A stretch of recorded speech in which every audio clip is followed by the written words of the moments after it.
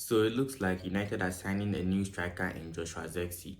And you ask yourself, is that what they really need right now? Out of all the holes they have in their team, is a new striker what they need right now? To answer that question, we need to ask, do they need a new striker? So we have to compare their performances last season. Last season, Højlund had 10 goals in the Premier League out of 30 games played, and he had 5 goals in the Champions League out of 6 games played in a very underwhelming season for Manchester United as a whole. In Bologna, Zirkzee had 11 goals in 34 games in a season where you consider Bologna to have overperformed, So you kind of wonder what is the difference in their abilities, and do they really, and how is he going to give Højlund, is he a player that they bought to give Højlund competition for that striker spot or what? I think they sped up the process because of Højlund's performance in the Euros. He was missing chances. He wasn't really doing anything. He didn't even score a goal or anything. So I think his performance in the Euros is what made United see that, okay, we need a new striker. We need someone on top. But then you ask yourself, is that the position that they need the most? Because I think Højlund is not so bad. I mean, if you were to ask me the positions that United need a player critically, I wouldn't say it's a striker position, because he is okay. For his first season in the Premier League, he didn't perform so bad. I mean, it was okay, But then you also wonder, Zirkzee was cheap for the kind of player he is. He was cheap, I think 40 million or so. I was following him back in Bayern. I wasn't really following him, but like I noticed him there. He used to come off the bench for Lewandowski in like a few minutes, like when it 80 something minutes, then they'll bring him on, and he was scoring goals off the bench. He's not a bad player, don't get me wrong, he's not a terrible player, but I just think United need players in different positions critically, like on the wings. Rashford is not doing anything. He's trash. He's not tracking back. He's not contributing in goals. He's not doing anything. It's like he doesn't even want to play football. You need a winger. I know Sancho is back, but then Sancho can only play one spot on the wings. And I don't think Garnacho is ready for that role yet, because I think he's still an upcoming player. He's not ready to take on the mantle yet to be a starter. And it also depends on what Manchester United are looking for.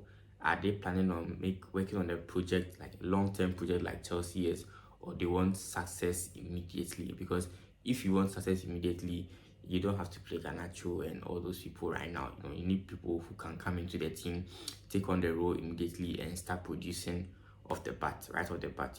So I don't think Garnacho should be a starter if you want immediate success. If you're looking at a long-term project, then fine, maybe you can give Garnacho more time. You can play him so that he can get used to the game and learn and develop his skills. But then if you want someone if you want a thing like if you want the team to start winning trophies as soon as possible, I don't think Garnacho is the player you should look at to play your wings. He's still developing. He's a very good player, but he's still developing. If you want immediate success, I think you need to replace certain people in the team.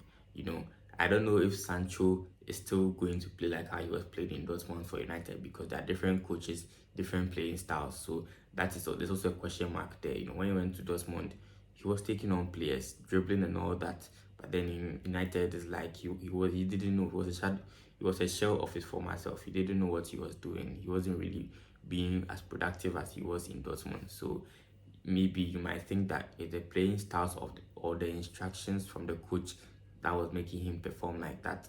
So there's also a question mark there whether he will perform like he was in Dortmund. United also need a defensive midfielder. Casemiro is finished, let's be honest. He's not doing much. They need a destroyer.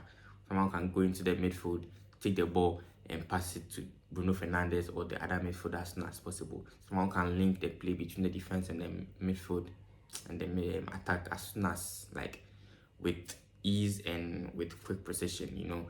They need someone who can do that, and Casemiro is way past his prime. He can't do that anymore. They need a defensive midfielder as soon as possible. Someone can complement Kobe Mainoo if they want to start Kobe Mainoo. They need a replacement for Eriksen, because Eriksen's also, I don't know. In United, they seem to play very badly, but when they go for their international when they play internationally, they do what Ericsson was very, very good. I think he was even Denmark's best player. But in United, you think he doesn't even know what he's doing anymore. I don't know what's going on with him. But then they'll need to find a replacement for him if he doesn't prove himself in the preseason, The left back position too, you can't depend on Luke Shaw because he's always getting injured and all that. They need someone who will be available for them every time. I hear they are going for the latest centre back. I don't know how. I don't know if they are going to get him. I don't know how the negotiations are going to go. So I'll not comment on that. But then they need a centre back because Varane is gone. So you need someone who can replace Varane. That's also going to be an issue. So they have so many areas that they need to fill in. So I don't think bringing in a player who is around the same level as Højlund is very wise, unless they have a very huge budget and maybe they're not looking at FFP anymore, then fine. But then with FFP and with all that, you can't really buy. So like as you're buying, you need to also sell. And with the players they have in their team, I don't see how they're going to sell those players for a lot of money or money that can make up for their players that they will want to bring in. So you ask yourself, is Joshua Zirkzee a good signing at this moment? Individually, he's a good signing. At this moment, I wouldn't say so because they have a lot of areas they need to fill.